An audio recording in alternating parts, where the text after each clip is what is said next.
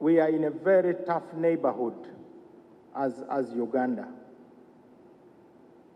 We are a small country, but we have never been afraid to take a stand and to fight for what we believe in. We also acknowledge that solidarity is at the center of all our policies. We have benefited from solidarity. For instance, one time we needed Tanzania to help us free ourselves from tyranny. But at the same time, when South Africa was facing oppression due to the apartheid system, we were not afraid to take a stand and host those who were determined to overthrow that oppressive system. As I talk now, our president leads the non-aligned movement. We have not been afraid to even defend our ideas with the force of arms. We have not been afraid to stand with other countries. If you go to Addis Ababa and you see at the Julius Nyerere Center, there is a wall which has the list of names of people who have died in peacekeeping operations. The majority are Ugandans. We don't boast about it because that's who we are. I told the Attorney General that this gathering of the 63rd annual session of ALCO is probably the largest gathering on legal issues since 2010, when we hosted the review conference of the Rome Statute. Again, when the Rome Statute was enacted, we took a stand. But we didn't stop there. We established our own International Crimes Division. And I hope there will be an opportunity for our delegation to share with you what we are doing under that International Crimes Division, which has tried terrorists, including those of Al-Shabaab, to show that we believe in international law. I'm here as head of the Ugandan delegation, but your chief host is the Attorney General, who is my neighbor at the Ministry of Justice and Constitutional Affairs. The Attorney General gave a press conference to all Ugandans to tell them what this meeting is about. Normally, people are not excited by meetings of lawyers. They think we speak a language they don't understand. They think we only talk to ourselves. And somehow, everybody thinks that the concepts we talk about really don't matter.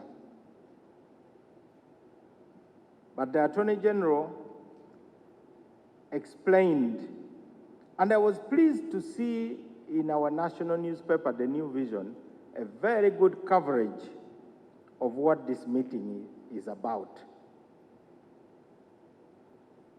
And the Attorney General said, this meeting is about shared legal perspectives. That one everybody understood. He said this is a platform for us to discuss, but not to stop at discussing. We must influence global legal trends from here. He had to explain what ALCO is about, and in his own words, when he was asked why was Uganda selected, let me quote what he said.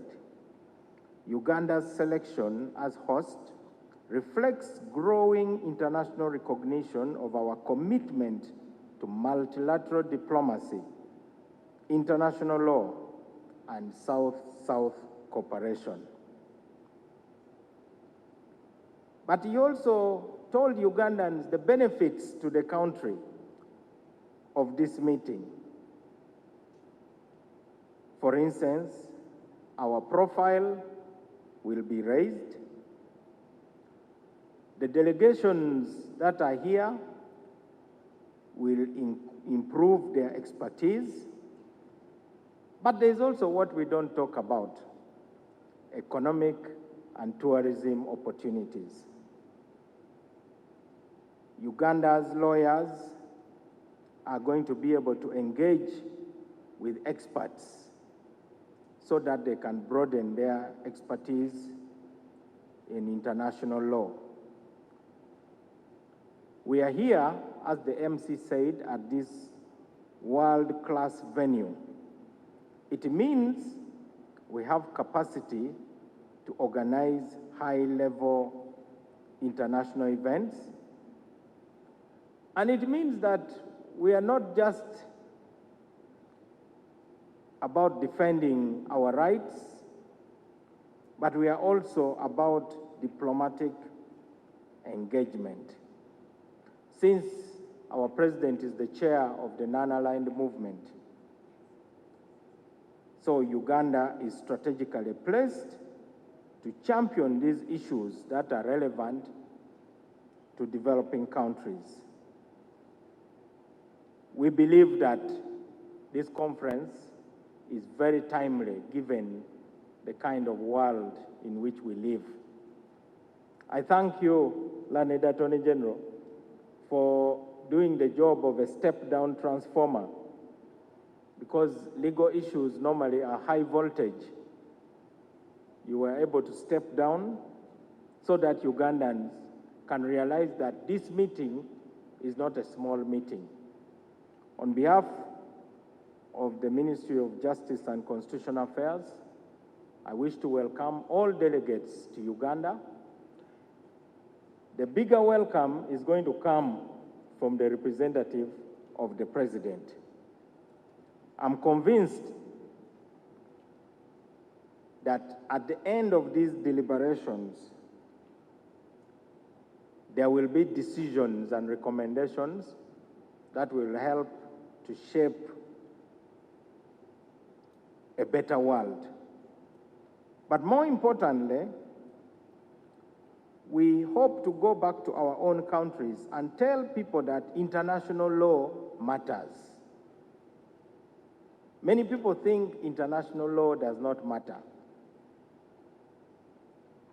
until you are taken to a small room at an airport.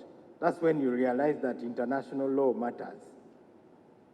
That's when you have to assert what they call the Vienna Convention.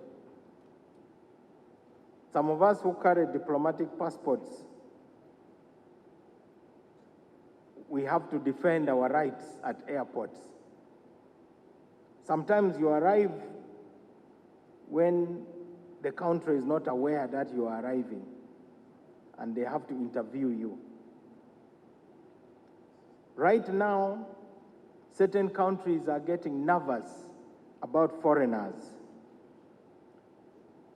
Fortunately, as Uganda, we are hosting close to 2 million refugees. We used to be refugees, so we understand the need for compassion.